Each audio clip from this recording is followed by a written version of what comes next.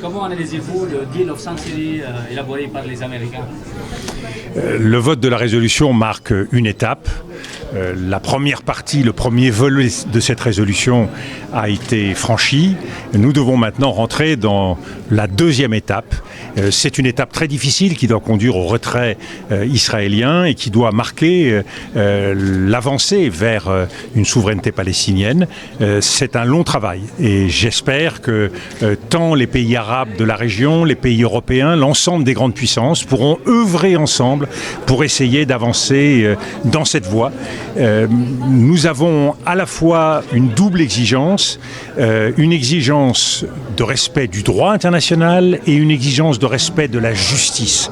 Face aux drames qui ont endeuillé cette région, la tragédie du 7 octobre, l'escalade qui a suivi le 7 octobre et les dizaines de milliers de morts palestiniens, nous avons une responsabilité particulière et donc nous ne pouvons pas nous satisfaire de la situation actuelle. Nous devons avancer ensemble, soucieux de répondre et de réparer cette injustice. Alors justement, la diplomatie dans le temps de Jacques Chirac et de Gaulle a connu un âge d'or. Aujourd'hui, la diplomatie a bel et bien changé, donc avec une politique du populisme, ainsi de suite dans le monde.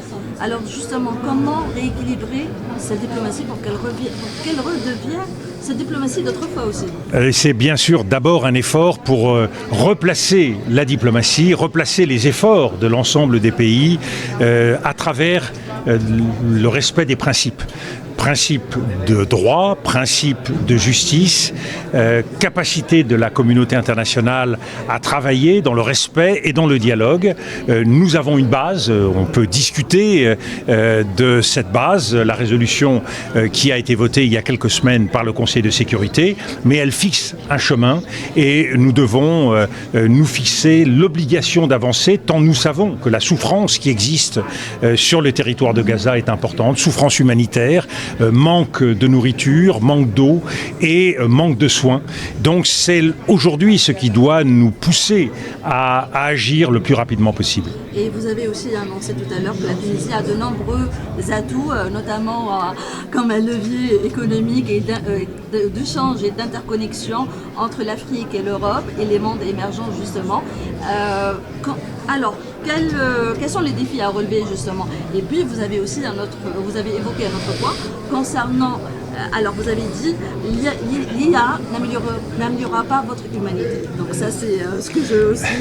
Alors la première exigence, et je crois que ces journées de l'entreprise de l'IACE ont permis de tracer une perspective, c'est de changer la nature des relations entre les pays européens et les pays du Maghreb, à commencer par la Tunisie.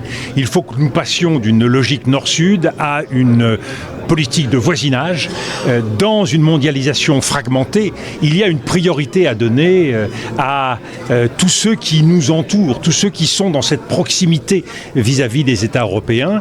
Et je pense que le voisinage méditerranéen constitue notre premier objectif, doit constituer notre première attention.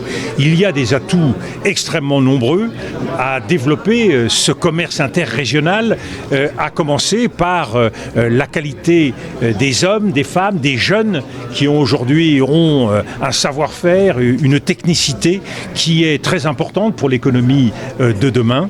Donc mobiliser ces compétences, mobiliser ces atouts, c'est un élément essentiel. À l'heure de l'intelligence artificielle, nous devons également mesurer à quel point l'importance des relations humaines, l'importance des relations culturelles doit rester une boussole.